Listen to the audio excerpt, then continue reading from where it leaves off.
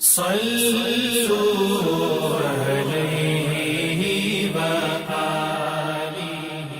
हज़रत सल्लल्लाहु अलैहि वसल्लम अपने हुजरे से निकले, लोगों को शब क़द्र बताना चाहते थे वो कौन सी रात है। इतने में दो मुसलमान आपस में लड़ पड़े।